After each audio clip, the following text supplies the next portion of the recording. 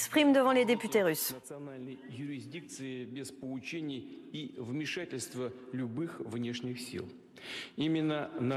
Et c'est le peuple, et seulement le peuple de Russie, qui est la source du pouvoir dans notre pays. Ses représentants, les partis parlementaires, malgré la concurrence qui existe entre eux, savent s'unir quand il s'agit d'intérêts nationaux de base. Pour la question de la sécurité et de la défense de notre patrie, cette atmosphère patriotique, cette proximité avec le peuple est toujours soutenue par la majorité des citoyens de notre pays. Nous le voyons aux élections et dans tous les sondages qui sont conduits.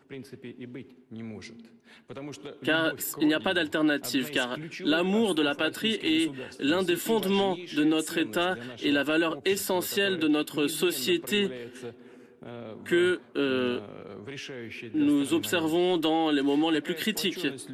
Cette unité coûte cher et garantit que la Russie peut répondre aux défis les plus difficiles et peut traverser toutes les épreuves. Cela a toujours été le cas et ce sera le cas aujourd'hui.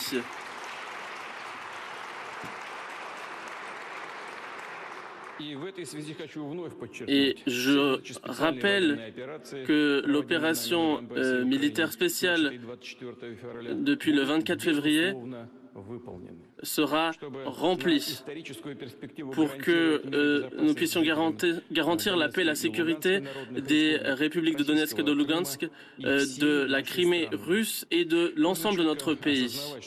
Il faut reconnaître que nos soldats, nos officiers ont pu empêcher une véritable menace. Avec leur courage, leur détermination, leur héroïsme, ils ont pu empêcher un conflit qui aurait éclaté sur notre territoire, mais selon un scénario différent. Les forces qui cherchent à nous endiguer, qui l'ont fait dans l'histoire, depuis longtemps, vous le savez. Pourquoi est-ce qu'ils font cela? Parce qu'un grand pays indépendant, ils n'en veulent pas. Et pour eux, notre existence est dangereuse. Mais c'est eux la véritable menace pour le monde. Nous nous rappelons des plans barbares des nazis vis-à-vis du peuple soviétique.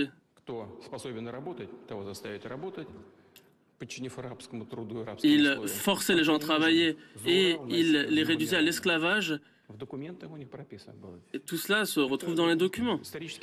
Ce sont des documents historiques. Nous nous en souvenons. Nous nous souvenons également que les États occidentaux, au début des années 90, des années 2000, ont encouragé les terroristes et les bandits internationaux dans le nord du Caucase.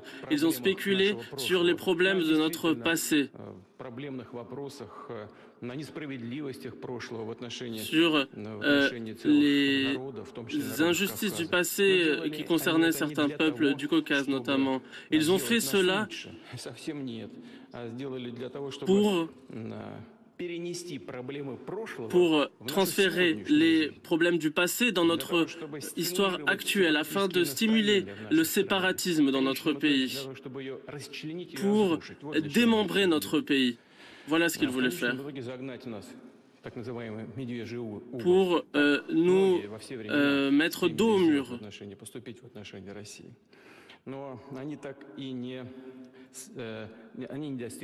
Mais ils ne sont pas arrivés à leurs objectifs. Ils ont accepté de ne pas y être parvenus.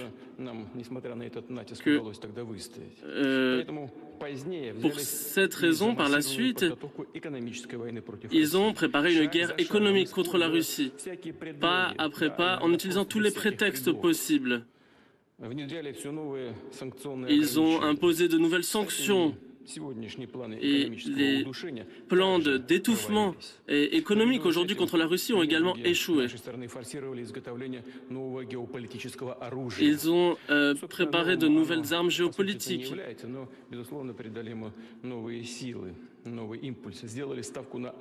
Ils ont cherché à s'appuyer sur la russophobie et le néonazisme.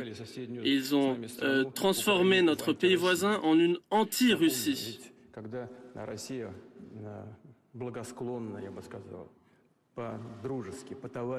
Alors que certains avaient plutôt une attitude beaucoup plus positive vis-à-vis de la Russie, qui voulaient une Ukraine indépendante. Et nous attendions à trouver une Ukraine qui serait amicale, qui ne serait pas hostile, en créant un environnement plus concurrentiel pour leur développement. Mais personne ne s'attendait à une anti-Russie sur le territoire historique de la Russie. Et puis, par la suite, ils sont arrivés à un affrontement direct entre l'Ukraine et la Russie. Et notamment, il y avait des plans de s'en prendre à la Crimée russe qui était dans la doctrine ukrainienne. Et ont préparé le peuple ukrainien à cela. Et je pense que la majorité aujourd'hui reconnaissent cela. Et puis, il y a eu la revendication de Kiev pour l'armée nucléaire, tous les réseaux laboratoires occidentaux déployés en Ukraine. Et les livraisons d'armes en Ukraine nous montrent que ce que nous envisageons était finalement justifié. Chers collègues, nos soldats, nos officiers remplissent leurs devoirs héroïquement et tous les objectifs seront remplis. Mais ce que je souhaite remarquer maintenant, j'en ai parlé au début de cette opération militaire spéciale, si quelqu'un souhaite s'ingérer dans les événements actuels, un tiers, alors ils doivent savoir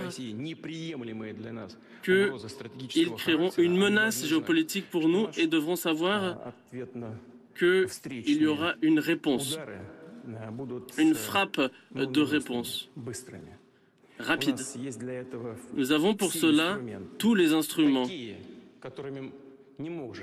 des instruments que personne n'a aujourd'hui.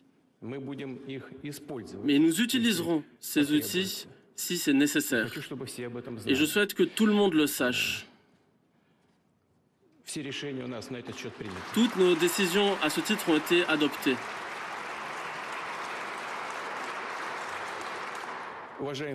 Chers collègues, je souhaite remercier toutes les fractions de la Douma et du Conseil de la Fédération pour leur solidarité et leur soutien, pour leur rapidité dont ils ont fait preuve dans leurs travaux pour coopérer. Les législations dans les régions devront, je le souhaite, je l'espère, travailler de manière aussi rapide et coordonner leurs activités aux différents niveaux des organes exécutifs. Parmi les mesures dont je parle, il y a un ensemble de mesures anti-sanctions qui ont été adoptées, des lois qui sont déjà passées par l'Assemblée parlementaire, l'Assemblée législative. Des décisions vont être adoptées pour indexer les pensions, toutes les allocations sociales, ainsi que les salaires et des spécialistes dans le secteur public. Il faut que tous les amendements et les mécanismes juridiques soient adoptés pour apporter une aide directe aux catégories les plus vulnérables des citoyens, les familles avec enfants, les personnes âgées. Les grands secteurs de l'économie, les industries stratégiques, les PME recevront une aide. Suite aux mesures difficiles dont j'ai parlé, que nous avons dû adopter, nous avons pu bloquer les premières frappes les plus destructrices, les sanctions visant notre pays, notre système bancaire, notre devise, le commerce, l'économie dans son ensemble ne se sont pas effondrées. Au contraire, aujourd'hui, nous avons de bonnes ressources pour notre développement, pour lancer de nouveaux projets dans les infrastructures, l'industrie, pour utiliser tout le potentiel de toutes nos recherches. Sans aucun doute, c'est le résultat d'une réponse équilibrée de notre politique socio-économique des dernières années. La réalisation de nos projets nationaux est le résultat, chers collègues, de votre travail énergique dans des conditions extraordinaires. Et je vous demande, avec les ministères et les gouverneurs, les experts, d'élaborer de nouvelles mesures pour lutter contre la crise, renforcer le contrôle du Parlement depuis l'intérieur pour les décisions prises et de soutenir notre population. Pour cela, il faut assurer la stabilité de l'économie, du marché intérieur, de l'industrie, mais aussi renforcer notre souveraineté technologique et industrielle et notre leadership mondial. C'est tout à fait possible. Nous avons ce qui est nécessaire. Nous avons des écoles d'ingénieurs et la base scientifique nécessaire. Combien d'avions avons-nous produits? Les transporteurs, aujourd'hui,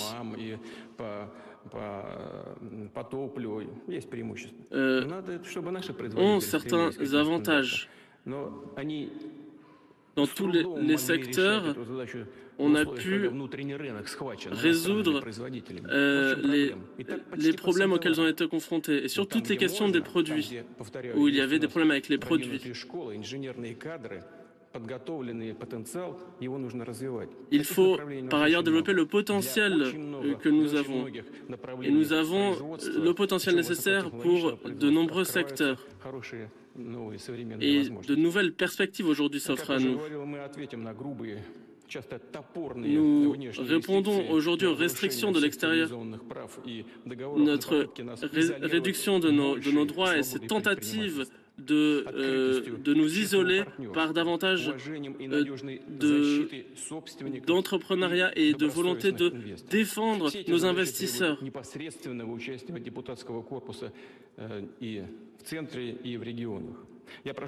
À tous les niveaux du pouvoir. Nous allons travailler avec les municipalités, les ONG, les entreprises, les syndicats, les aider à répondre aux problèmes qui se poseront, leur apporter des mesures de soutien. Et j'ajoute que le parti Russie Unie a une responsabilité particulière. Mais je m'adresse à tous les partis parlementaires. Nous devons travailler dans la solidarité et je vous demande à tous d'être en contact direct avec les populations, par les électeurs. Peu importe finalement qui a remporté les élections, nous devons aider toutes les personnes et répondre si l'on vous demande de l'aide.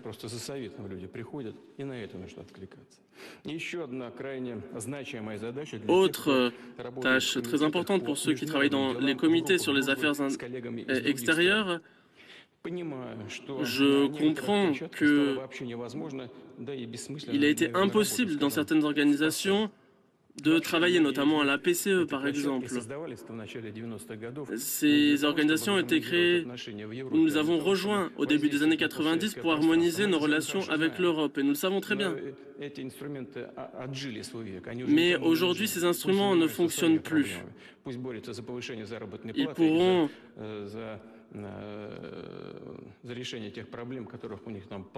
se concentrer sur leurs problèmes, et ils en ont beaucoup.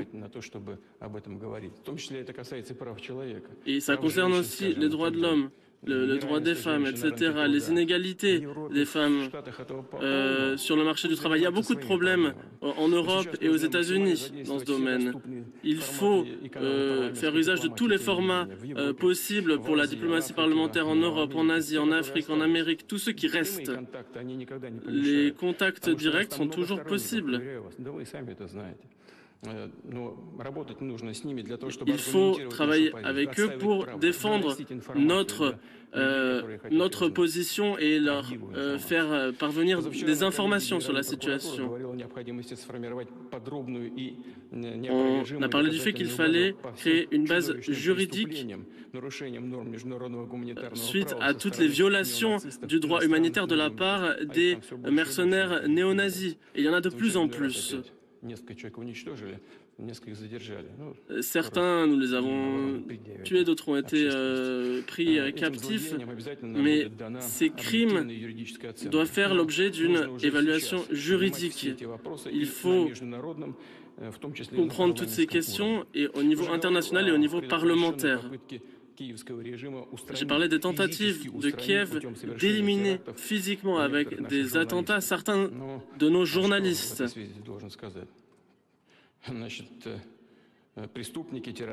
Les criminels devront faire face à la justice. Et vous savez que ces méthodes, ces meurtres en pleine rue de journalistes ont été observés en Ukraine assez fréquemment ces dernières années. Et aujourd'hui, ils ont commencé à le faire sur notre territoire. Bien sûr, nous ferons tout pour défendre ces personnes qui travaillent pour les chaînes officielles, à la télévision, à la radio, pour défendre les personnes qui travaillent sur Internet et qui défendent une position patriotique. Et c'est la majorité des journalistes. Mais il faut savoir que cette menace existe et nous ne pouvons pas protéger chaque journaliste individuellement avec le FSB ou la garde nationale. Mais nous devons faire le maximum pour assurer leur sécurité. Mais de quoi suis-je convaincu? Ces tentatives d'intimidation de ceux qui travaillent dans les médias, les journalistes russes qui défendent une position patriotique, sont condamnés à l'échec. Cela montrera encore davantage que nous avons des personnes qui n'ont pas peur et qui sont prêtes à défendre les intérêts de notre pays.